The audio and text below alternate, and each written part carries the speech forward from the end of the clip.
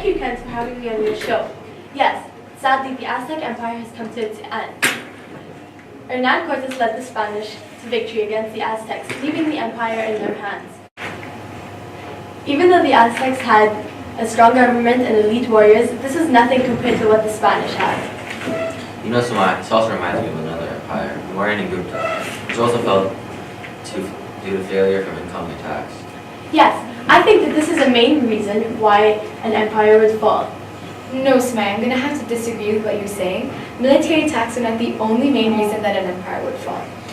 I think that overexpansion is also a contributing factor for the fall of an empire, because this is an example of the Roman Empire and how it fell.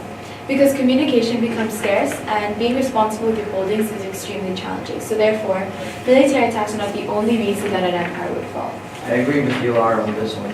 Military attacks are not the main reason for an empire to fall, just an excuse for having a weak empire. For example, the Han Empire did not fall because of anyone taking over. Exactly. The Han Empire fell because of overexpansion, like Rome. The Han Empire expanded and failed to keep up with the growth of the empire. It no longer could control powerful warlords or local military leaders. Actually, no, Vishesh.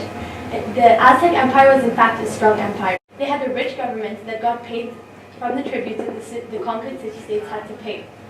However, this made a lot of city-states despise them, and rumor has it that they teamed up with the Spanish to overthrow the Aztecs. This also wasn't the only reason that they despised the Aztecs, it was also because of the sacrifice. The Aztecs believed that they owed the blood debt to the gods, which upset a lot of the city-states.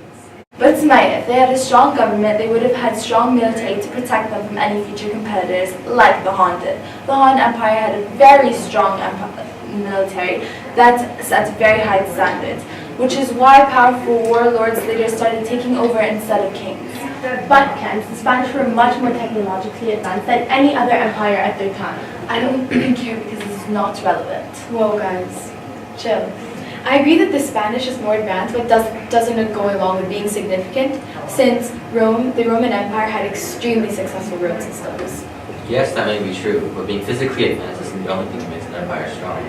The Mauryan Empire advanced in being logical and literate by using scientific literature, discovering the decimal system, and advanced in astronomy and mathematics. Also, the third king Ashoka became a Buddhist, and he spread his beliefs across the empire, and he still managed to remain strong. Yeah, let me do hit a point. The Han Empire also had an advantage. It had the Silk Road. This made them advance in trading, and it boosted their relationship with other countries. And it made their economy better. And this economy was enough to fund the military. I think we're getting a bit off track. Let me remind you guys, we're here to discuss the fall of the empires. Laura, would you like to say anything about the fall of the Roman Empire? Yes, the Roman Empire. It was extremely successful while it lasted. There were many things that contributed to the fall of the empire. For example, Rome was sacked before by barbarians, but people like to believe that the real reason that the empire fell was because of overexpansion. Even though they had extremely successful road systems, it wasn't enough to communicate with the whole empire put together. Military attacks were also extremely successful because Roman soldiers didn't attain the right training that was needed, so they had hired foreign soldiers to protect their borders. And while all of this was happening, the rich eastern part of the empire did little to no help to help the western part of the empire.